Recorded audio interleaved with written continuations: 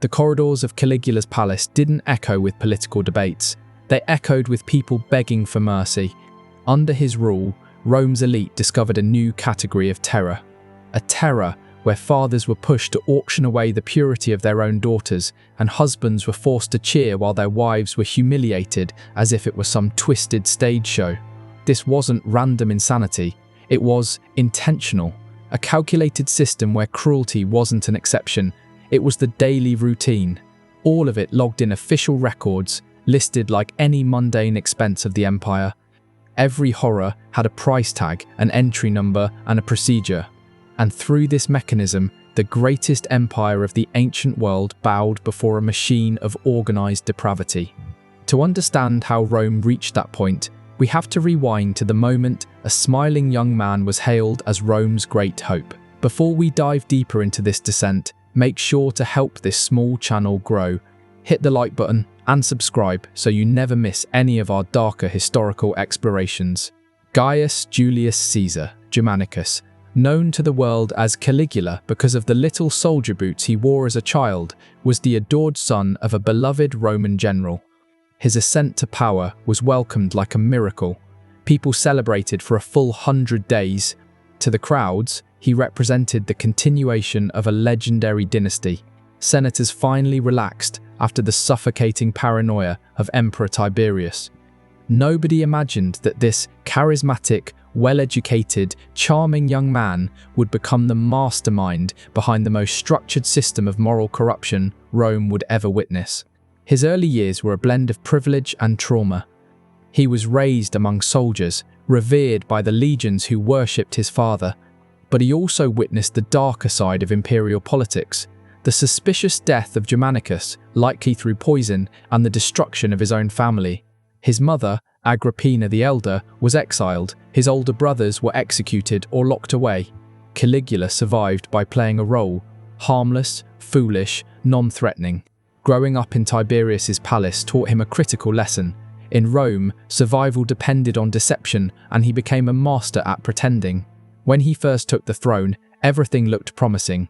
He cut taxes, released political prisoners, put on spectacular public games, improved infrastructure, built aqueducts, repaired major roads, and rewarded the legions.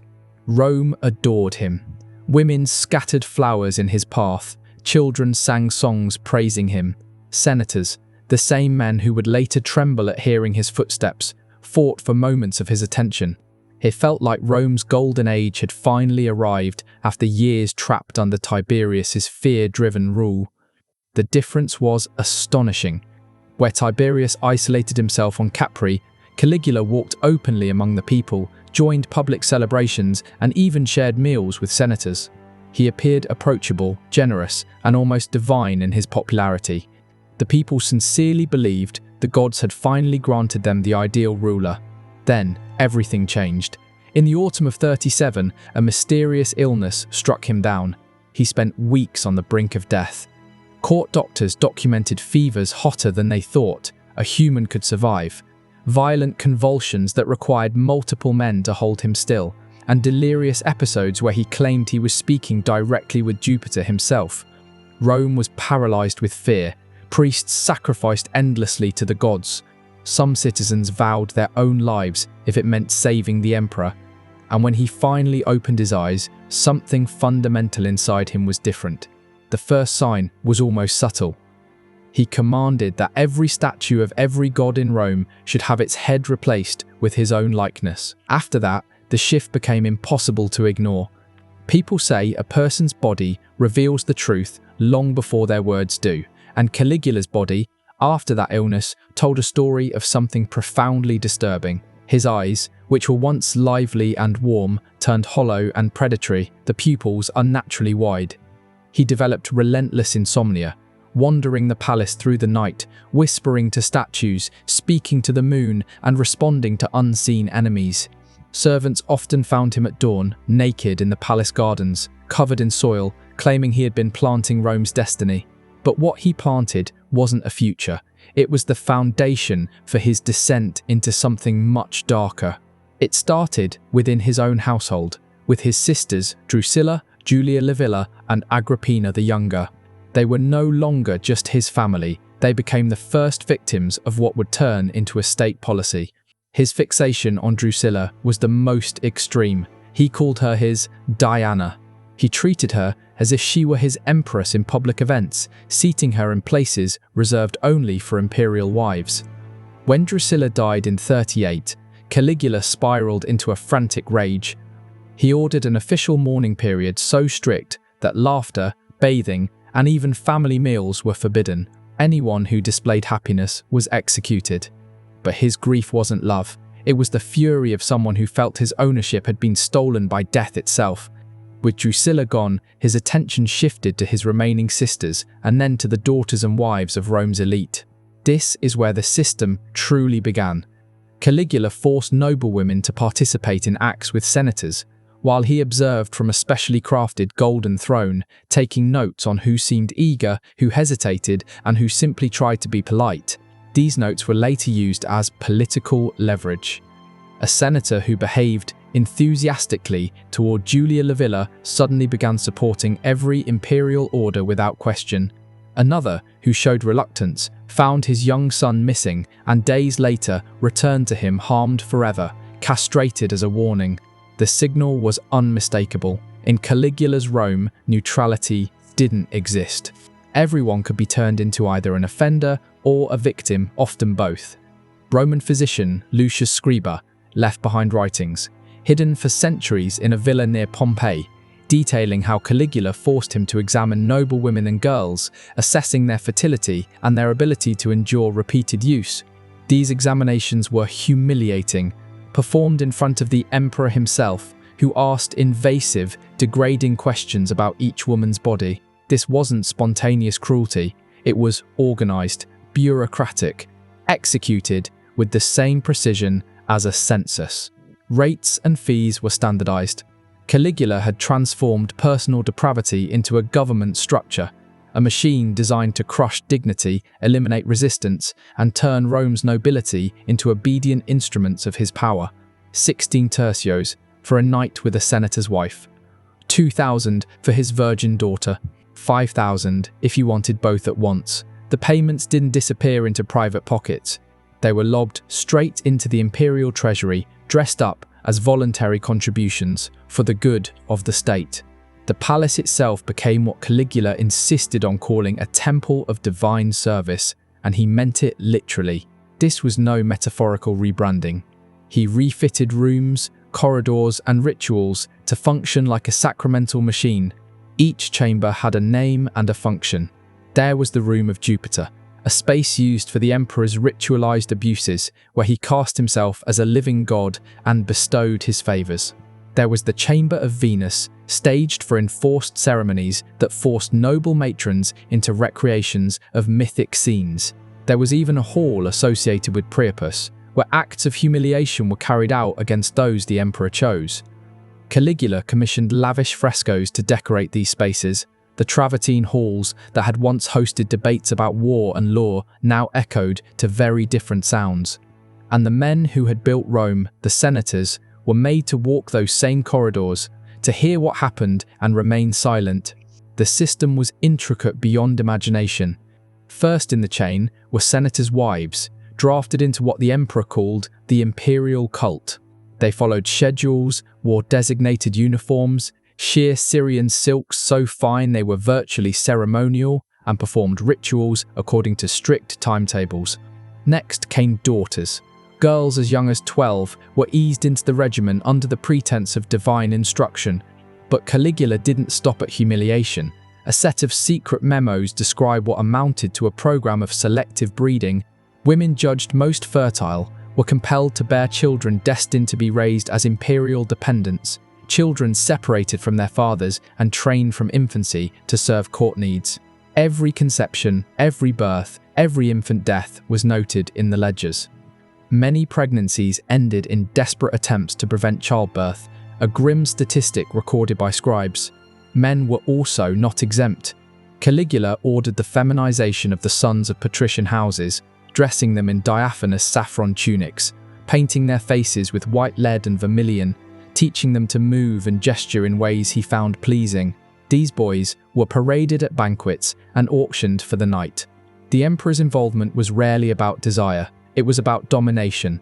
Each act, each public violation was a deliberate political statement. Nothing is sacred that I cannot defile, no tradition is safe from my touch, no family is immune from collapse. Perhaps the most savage innovation was how he enlisted families in their own ruin. Many parents were forced not just to witness, but to collude. Torchbearers in processions, signatories on contracts consenting to the service of their wives and daughters. The Senate was pressed to pass laws that cloaked abuse with religious legitimacy. One such statute declared the emperor's body sacred, framing any union with him as a form of worship. It was legal architecture built to sanctify the emperor's violations. Caligula discovered a cruelty beyond physical force, coercive complicity. He didn't only attack families from the outside, he turned them into instruments of their own destruction. Senator Cornelius is a case in point. When summoned to hand over his wife Libya, he stood up in the Senate and refused. It was a public act of defiance, brave but fatal in its consequences. The next morning, Cornelius's 8-year-old son was discovered on the Senate steps, mutilated, alive, and bearing an unmistakable message carved into his flesh. The warning worked. That afternoon, Cornelius delivered Libya to the emperor. Months later, when she conceived by imperial decree, Cornelius was forced to recognize the child as the legitimate heir, abandoning any claims from his other offspring. Humiliation was made law. The Senate voted unanimously that any child of the emperor, of whatever origin, outranked sons born in lawful marriages. Running this apparatus required an administration that rivaled Rome's civil government. Hidden clerks kept meticulous registers in a sealed archive beneath the Palatine. Each file followed a template: victim's name, age, social rank, physical description, acts performed, duration, degree of apparent cooperation, resulting pregnancies, fees paid, physicians who examined the women, records of injury or illness, midwives present at forced births, guards who escorted them on set schedules, and accountants who tallied revenues. Yes, the emperor charged for these services, and the proceeds flowed into imperial coffers. Hundreds of people became cogs in this machine. There were prosecutors of propriety, caretakers of ritual clothing, official midwives, the scribes who wrote the lists, guards who enforced the timetables, and accountants who balanced the books. The dispersion of responsibility made it easier for individuals to avoid moral ownership. Nobody stood alone as the monster. Everyone could claim they were merely fulfilling a role. Certain nights were ritualized as spectacles.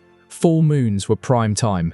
Caligula staged lunar fertility rites in a converted private amphitheatre, turning it into a staged pagan temple. He arranged matches with carefully selected participants, gladiators famed for their vigour, Nubian captives brought from the empire's frontiers, even animals on occasion, creatures like trained bears or Molossian mastiffs, and once a leopard presented as a royal gift. Husbands sat in the galleries in their senatorial togas, forced to maintain composure while their wives were degraded below them. The emperor orchestrated every detail like a ringmaster, deciding pairings, numbers, duration, even body positioning, using a gilded baton topped with phallic symbols to indicate his choices.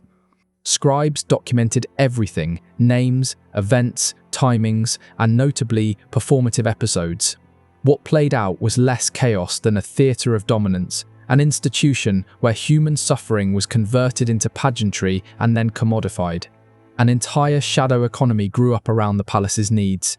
Vendors sold ointments and eye washes claimed to ease pain, clandestine apothecaries supplied abortifacients, tutors taught young survivors how to mimic compliance, doctors opened practices focused on repair and reconstruction. Everyone who touched the system charged a fee, everyone who touched it profited. And that profit is what made it so durable. Greed lubricated complicity, vanity, fear, ambition, all became incentives to look away, to obey, to participate. The horror was not simply that Caligula could commit atrocities, it was that he engineered a society where atrocity paid. All of Rome became entangled in the crime. Merchants who sold luxurious goods knew exactly where the sudden fortunes of senatorial families came from. Income traced back to payments for silence and participation. Priests offered blessings for unions everyone knew had been forced. Poets penned flowery verses that turned state-sanctioned horrors into mythic glories. The official histories never recorded what the human bodies in the palace lived through, but those bodies told their own stories. Scars formed like a private alphabet of pain. Bellies swelled with pregnancies. Women tried to hide beneath layered garments. Faces stopped smiling. The facial muscles of joy atrophied from years of disuse. There was Valeria, the daughter of a senator, who after months of ongoing abuse fell entirely silent. Doctors confirmed her vocal cords worked. She didn't lack the ability to speak, she had simply lost the language to describe what she endured. Her silence spread through the other victims like a contagion. They would not meet her eyes, because in them they saw a reflection of the fate awaiting them. Caligula's obsessions evolved into ritualized cruelties. He took perverse satisfaction in making mothers watch damage done to their daughters, then reversing roles to force mothers into the very acts inflicted on their children, all while narrating the scene as though reciting poetry. This was not random cruelty, it was a warped doctrine. By destroying motherly love, childhood innocence, and paternal honor, he believed he was unmaking the moral foundations that had held Rome together. In his mind, he was simply updating the old myths. Gods who violated mortals were relics legitimizing his deeds.